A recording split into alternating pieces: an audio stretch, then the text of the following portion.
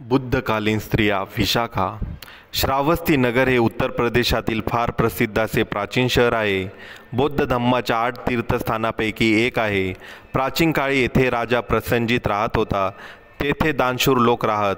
धनाढ्य व्यापारी सुदत्त, अनाथ पिंडक सारखे दानशूर या शहरात वास्तव्यास होते. भगवान तथागत बुद्ध लागोपाठ सलग 24 वर्षवासासाठी येथे वास्तव्य करीत. अंगराजचा कोषाध्यक्ष धनंजय यास एक विशाखा नावाची मुलगी होती. विशाखाचा विवाह राजा प्रसन्नजितचे कोषाध्यक्ष मिगार यांच्या पूर्णवर्धन या मुलाशी झालेला होता. मिगार हा भगवान महावीरांचा शिष्य होता. त्यामुळे त्या काळात त्याच्या घरी बौद्ध भिक्खूला स्थान नसे. विशाखा ही सदाचारी व बुद्धिमान होती. त्यामुळे तिचे वडिलांसमान सासरे तिला मुलीप्रमाणे वागू लागले आणि हळूहळू ते बुद्ध अनुयायी झाले. विशाखा धनवान महिला, जिला मुले व नातवंड झाली होती. तथागत बुद्ध श्रावस्तीत जेव्हा राहत होते तेव्हा त्यांच्या निवासस्थानी विशाखा गेली आणि तिने त्यांना भोजनाचे आमंत्रण दिले. भगवंतांनी ते स्वीकारले. त्या रात्री व सकाळी सतत पाऊस पडत होता. पाऊस उघडत नसल्यामुळे भिक्खूंनी आपली चिवरे काढून ठेवली व उघड्या देहावर पाऊस पडू देऊ लागली. एवढ्यात विशाखाने भिक्खूंना बोलवण्यासाठी सेविकेस पाठविले. सेविका विहारात पोहोचली तेव्हा पाऊस पडत असल्याने भिक्खूंनी आपापली वस्त्रे उतरून ठेवल्याचे दिसले. त्या सेविकेला वाटले की ते भिक्खू नसून पावसात देह भिजवणारे कोणीतरी नग्न तपस्वी असावेत, म्हणून परतली. विशाखाने सेविकाला पुन्हा पाठविले होते. तथागताचे भोजन संपल्यानंतर विशाखा त्यांच्याजवळ बसली आणि तिने तथागतांना 8 वर मागितले. जे वर मागितले ते उचित व निरुपद्रवी असेच आहेत, असे तिने स्पष्टीकरणही केले. तथागतांनी 8 वराचे स्पष्टीकरण विचारले तर तिने सांगितले की नग्नता अपवित्र आणि किळसवाणी असते, म्हणून भिक्खू संघाला आजन्म वस्त्रे द्यावीत अशी इच्छा आहे. दुरून येणारे भिक्खू यांच्या आजन्म भोजनाची व्यवस्था करण्याची इच्छा आहे. बाहेर जाणारा भिक्खू भिक्षा मिळविता मागे पडेल किंवा जाण्याच्या ठिकाणी उशिरा पोहोचेल व थकूनही जाईल, त्याची व्यवस्था करणे. आजारी भिक्खूला आवश्यक अन्न वेळेवर मिळाले नाही तर त्याचा आजार वाढेल आणि कदाचित त्याचा अंत होईल, अशाची व्यवस्था करणे.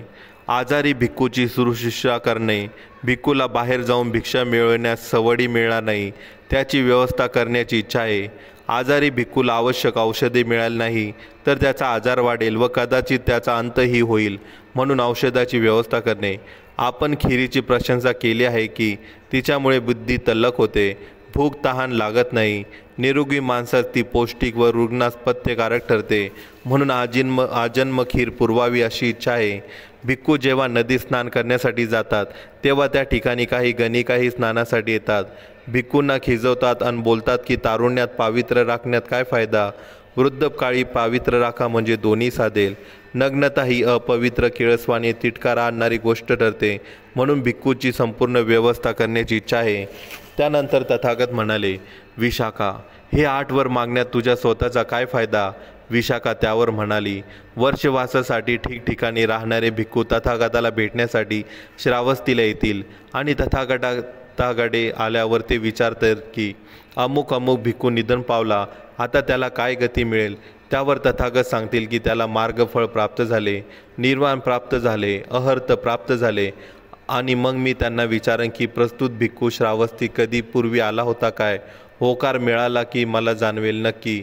त्याला वर्षासाठी चिवरे प्राप्त झाले असतील, रुग्णाला आणि त्याची सेवा करणाऱ्याला अन्न मिळालेले असेल, आजारपणात औषधे व खीर सतत मिळाली असेल आणि मग मला व माझ्या मनास प्रसन्न वाटेल, आनंद होईल, देहाला शांती प्राप्त होईल.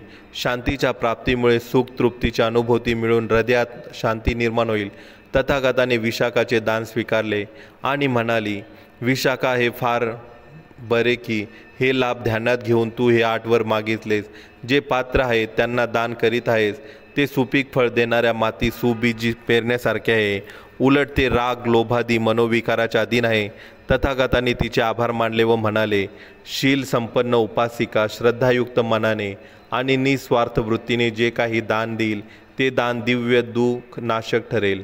अपवित्रता आणि कलंक यापासून मुक्त असलेल्या मार्गाने जीवन कंठित असताना सुखी जीवन तिला प्राप्त होईल. सत्प्रवृत्ती विशाखाने आपल्या कमाईमधून एक भव्य विहार बांधले. ते जेतवनाच्या पूर्वेस बांधून त्याचे नाव पूर्वाराम विहार असे ठेवले. विशाखाने पूर्वाराम विहार भिक्खू संघात दान दिले व उपासिकामध्ये व्यवस्थापिका होण्याचा बहुमान तिला लाभला. विशाखामुळे बौद्ध धम्माचा विस्तार होण्यास फार मोलाची मदत मिळाली. धम्म प्रगती झाली. दान हे सत्पात्री असावे हे विशाखाच्या जीवनशैलीतून दिसून येते. नमो बुद्धाय.